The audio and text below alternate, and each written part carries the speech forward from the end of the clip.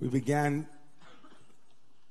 our year with the theme of Emet. I'm going to talk about a little piece of Emet, of truth, tonight. And I want to begin by asking an obvious question that for anybody that's traveled, which I just finished traveling for about 12 days, anybody who's ever traveled a little bit knows this is a fundamental question, and it kind of invites a typology, even of like different kinds of people. How many of you like asking for directions? Love it. The vast majority of you did not. Asking for directions. So obvious, so clear. Who needs it anymore anyway with GPS and with Waze and all the other, but like asking for directions, or at least asking Arthur Freed. Those who, that's an inside joke, and those who got it, but if not, someone who knows everything about everywhere and how to get there.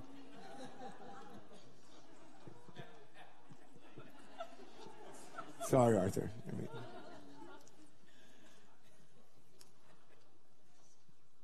Something about asking for direction, something about asking for advice. It's so obvious that if we think about our lives and we think about how we want to improve our lives and New Year's resolutions and all of that is of a piece at this time of the year, we are fundamentally up against one big problem, which is none of us likes to ask anybody for advice, and we don't like taking it either. At the heart of human independence, at the heart of human motivation is a fundamental resistance project. It starts very young. Would you please put on your coat? It's cold outside. I'm not wearing my coat. And I'm not wearing it because you asked me to wear it. I am going to be my own person. We have within us, thank God, hardwired a fundamental resistance project. When Freud came along and talked about our ego defenses, it wasn't new to any parent. It wasn't new to any one of us. Try to get yourself to do something that you advise yourself to do. Taking our own advice. There's an entire industry now, thank goodness, called coaching. We have some good coaches here tonight. Ask a coach or a therapist or a husband or a wife. When was the last time someone turned to their partner, their beloved, trusted friend, and said, "Thank you so much for telling me something that I needed to know that I refused to know, and now it's clear and obvious to me. Here you go. Thank you."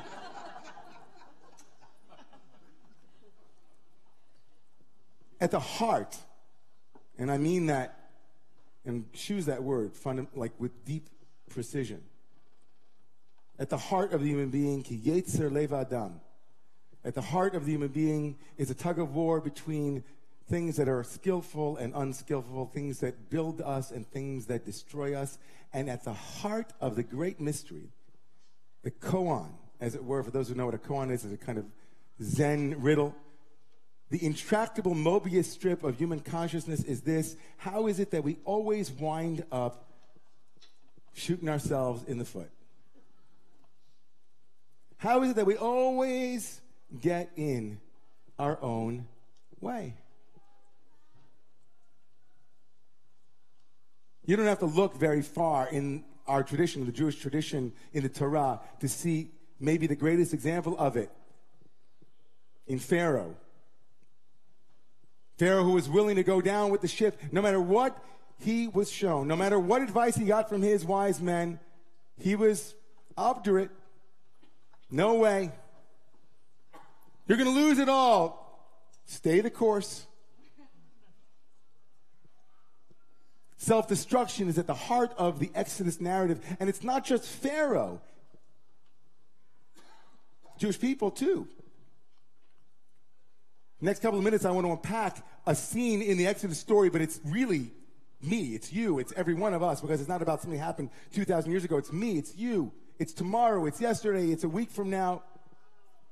So just to give you, like, where we are, Moses is the Redeemer. He's a liberator. He's the only one to ever get out of Egypt alive until he takes everybody else out.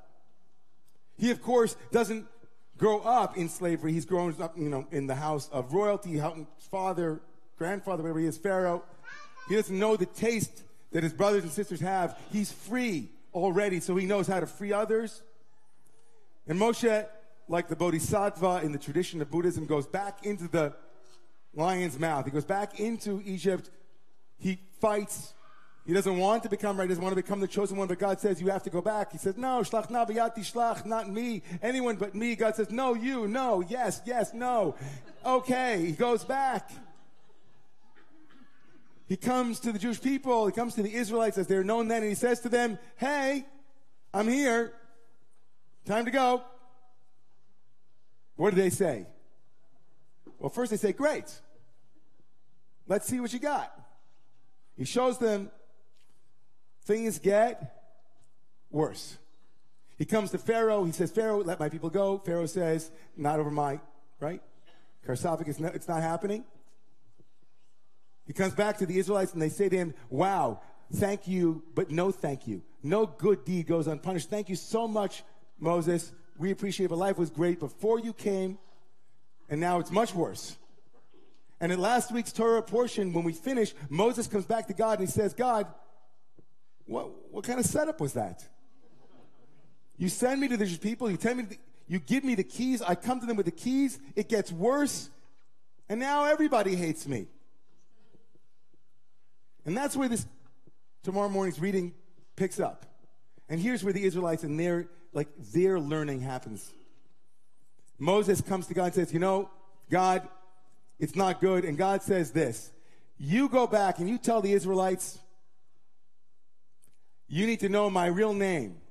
Not the name that I gave Moses, and not even the name that I gave Abraham, Isaac, and Jacob. A new name, a name called was, is, and will be. Yud He Vav He. And then God really gets ramped up. God says, you know what? I'm going to give them these 4 verbs. You tell them that I'm going to take them. I'm going to save them. All verbs. Action, dynamic. God says, trust me. Now Moses goes back to the Jewish people. He tells them everything God said. Honky-dory. And they say, Relo shamu ilav mikotze ruach o me'avodah kasha. The text tells us they couldn't hear Moses. They didn't listen to him because of kotzer ruach. Come back to that in a moment. They couldn't hear him because of short ruach, short breath, and hard labor. Just go with me here for a minute. What was God's response to Moshe telling him that things had only gotten worse? God says, tell them, you'll see, I will take you. And I have a new name to give you. First of all, is it really a new name? It's not a new name.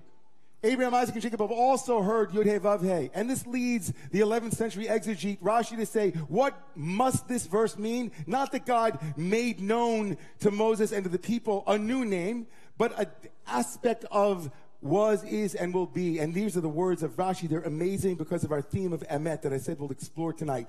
Emet, says Rashi, in the context, I don't have my word, I know it by heart, in the context, Amitat Shemi Hu Shani Mashlim Haftachati. The truth of my name is this, that my promises will be fulfilled. And Rashi, when he reads that, now reads something very profound, a piece of advice for all transformation, all coaches, all of us. What Moses was told to tell the Israelites who couldn't hear, who resisted freedom, was that Abraham, Isaac, and Jacob didn't understand that a promise made might not be fulfilled in that person's lifetime. They didn't understand the aspect of divinity that is, the promise is here in the past, and here's the present, and here's the future. They didn't get that promises, transformation takes time. Go back to the Jewish people, says God to Moshe, and in Rashi's interpretation, go back and tell them not a new name, but an aspect of the name meaning patience. An aspect of the name meaning if you didn't see it yet doesn't mean it's not yet happening. An aspect of the organic, organismic, like a natural growth. And with that, you can understand now the phrase short ruach. He came back to a people who said, Katsar, I don't have patience. I don't have time to wait for you to unfold an organic process. I want to be free now. Give it to me now. for Moses to come along and to say to them, here's an aspect of God, here's an aspect of a process. Trust me. Trust the process. Don't be so brittle. Don't be so short. How short is your spirit? I was sitting with a friend in Florida, and I want to, if he's watching, I won't say his name, but a dear friend of mine who's been sick now for the last 4 months, woke up one morning, went to his physical, and a couple of weeks before Rosh Hashanah this year, and they found a mass in his body. I said to him, how you doing? He said, it's a process. I get it, it's my body, but my body will heal on its own time. I can't rush it, he says. But what I can do, he said, is I want to be healed. I have a desire to be healed. I am absolutely ready. My resistance to healing is down because I know that it might not happen today, but it'll take some time. So what's remarkable about transformation is that anybody that's ever talked to you about making a change in their life, it's not that we make resolutions or commitments or we know good advice. Someone tells us which way to go. It's that we reject it at the first sign of the wrong turn. At the first moment when someone's advice that we were finally able to hear doesn't go exactly as planned, we leave. Or at a moment in our lives where we're in a longer process, we jettison in the middle. So Moshe comes back to the people and says to them, your resistance, while understandable, it's not going to help you. If you want to be free, how deep is your dream? What are you willing to sacrifice for it? How long are you willing to put your nose to the grindstone? So I was listening, I think, when you're on vacation, you listen to a lot of things that you don't normally listen to, so, or don't have time to, maybe, I don't know if I would normally say that, but Dave Chappelle, people like Dave Chappelle? Can I say that in shul? I just said his name. It's like, first time that Rabbi David Chappelle was at the Roman Synagogue. So it's another context entirely, but he was talking about the arc of history, talking about a lot of things. And one of the things he spoke about and spoke to was how last year somebody had been struggling in the news, there had been a big scene, and this person had been really hurt by something that they'd been exposed to and said out loud, now that I've seen this, or this has happened to me, my dream is done. I can't imagine my dream ever being fulfilled after having seen this, or having been hurt by this, or having this obstacle in front of me. And Chappelle went on to say, it's a good thing Martin Luther King, he said, had a dream that wasn't easily squelched. I'm not going to get into the details of what the comparison was, but he then said something called a brittle spirit. He said, when people have a brittle spirit, their dreams shrivel. He said, let's not have a brittle spirit. And I would say tonight, let's not have a short spirit. Transformation takes years. Changing society takes years. Rav Yisrael Salanter said, one of the great Musar, one of the great rabbis of Jewish history, said that to change one character trait is harder, he said, than learning the entire Talmud. To change one character trait is harder than the entire Talmud.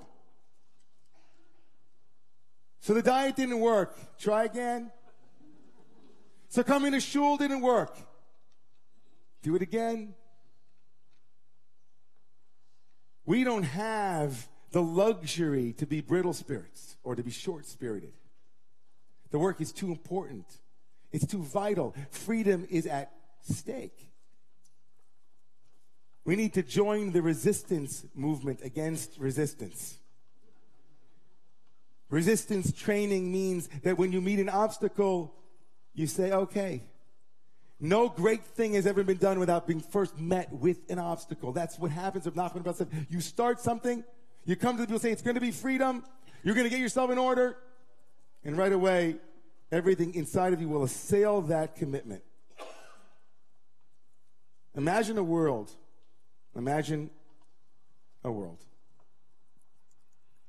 where when we experience resistance or impediment, we breathe into it and say, this too.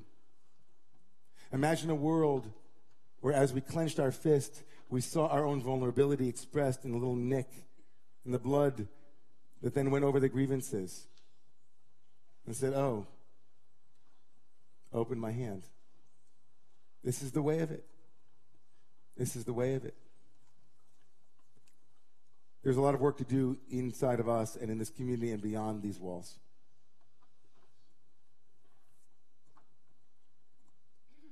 And it would do all of us a lot of good to root ourselves in a commitment to seeing the process through to the end, regardless and irrespective of, or maybe in spite of and because of the expectation that it won't be easy. It won't be easy to change this community, this city, this state, this country. But if we're in it for the long haul, truth tells us, as we said at Yom Kippur, that the story, and whether it's a good one, depends on where you end it. Is it M or Emet? The great Rebbe from Kutsk, Menachem Mendel Morgenstern, said that every day, twice a day, Jews say the Shema. And we say words that he said, I find very troubling. I don't get them. Let these words that I give you today, we read twice a day. Let these words, God says, that I have given you today, let them be on your heart. And the Kutsker Rebbe said, the Torah should have said, let these words that I command you today be in your heart. Why on your heart? So the Rebbe said, oh, of course. We're not always ready to hear these words. And so we place them on our heart every day, daily placing them on our heart until one day when we are ready and when the gates are at the right moment, something opens and those words that we've placed there, they drop in. Taking advice from others or directions from Arthur Freed might not be easy. I guarantee you that someone in your life right now, either sitting with you or somewhere, knows what it is that you need to stick with in order to find a way for those words to seep in.